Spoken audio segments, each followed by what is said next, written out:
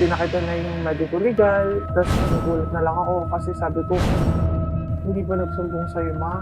To be honest, ayun yung araw na kauna-unang best ko nakita si mama na sobrang fragile. December 3, 2025, ibinaba na ang warrant of arrest para sa 34 na taong gulang niyang tiyuhin na itatago namin sa pangalang Raymond. At ama nito na si alias Gardo, 64 na taong gulang. May 5 count siya na acts of lascivious business. Meron din sexual assault. Doon naman sa tatay, meron siyang qualified rape. Opo. So yung mataas-taas talaga ng kaso na yun. Patong-patong ho ang acts of lasciviousness. Baka akala ko ng taong bayan mabigat o magaan ang parusa rito. Gaano ho ba kabigat, sir? Itong mga kaso to may kaakibat na mataas na kaparusahan. No bail yan. Pero yung mga bagay na ginawa ni na acts of lasciviousness, may mga piyansa naman siya. Pero sa dami ng ginawa niya, malaking halaga para siya makalabas. Ang tiyuhin ni Tanya at Raquel, wanted para sa sexual assault at 5 counts ng acts of lasciviousness sa ilalim ng Republic Act 7610 o Special Protection of Children Against Abuse, Exploitation, and Discrimination Act.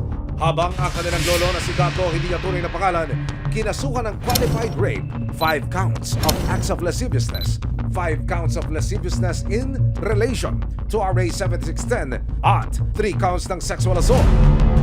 Sa loob ng halos 3 buwan, inalam ng Quezon City Police District kung saan na naglalaki ang mag-ama. Hindi nagtagal, nakumpirmang nagtatago na raw ang dalawa sa isang bayan sa Nueva Ecija. Pero dahil malapalos daw kung magpalipat-lipat ang mag-ama, pumasok na sila sa most wanted list ng regional at district level ng Philippine National Police. February 2026, nakatanggap ang mga operatiba ng informasyon na ang mag-ama nangungupahan sa Bungabon, Nueva Ecija.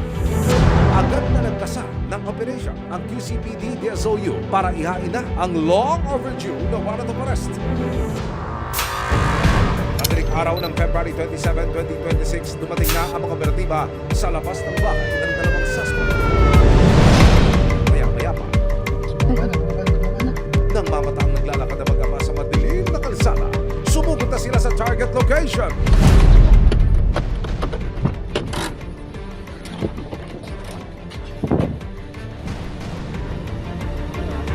Mga taga Quezon City Police kami, sir. Meron kaming warrant of arrest na dala na in-issue sa inyo ng Regional Trial Court Branch 94 ng Quezon City sa iba't ibang klase ng kaso. Sir, kayo po ay may karapatang manahimik at magsawalang kibo. Ano man po ang sasabihin nyo, maaaring gamitin pabor o laban sa inyo sa kahit anong mga hukuman. Ang mga rape hindi available yan. Ayan ay special law, kasong hapang-hapang buhay o restriction perpetua, life sentence yan. Kasalukuyang nakadetine sa QCPD sina Raymond at Gardo at nakatakdang ilipat sa Quezon City Jail para harapin ang mga pagdinig. Magandang hapon. Ako si Emil Sumangil, GMA. Kaya ako pumarito, hindi para kayo hihiyain, kundi para marinig yung side mo. Okay ba yun? Ano masasabi nyo dito sa kaso na ito para maipagtanggol niyo yung sarili nyo kahit unang-una sa telebisyon? Ano masasabi nyo? Nakuminda na ako, sir. Nasa korte na kasi yung kaso namin, sir. Oo. Ngayong nadakip na ang mga lalaking umabuso umano sa kanilang kamusmusan, desidido sina Tanya at Raquel na humarap sa korte.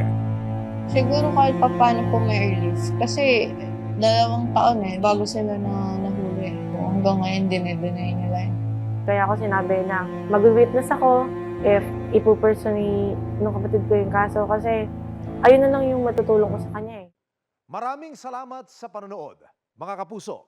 Para masundan ang mga reklamong nasolusyonan ng resibo, mag-subscribe lamang sa GMA Public Affairs YouTube channel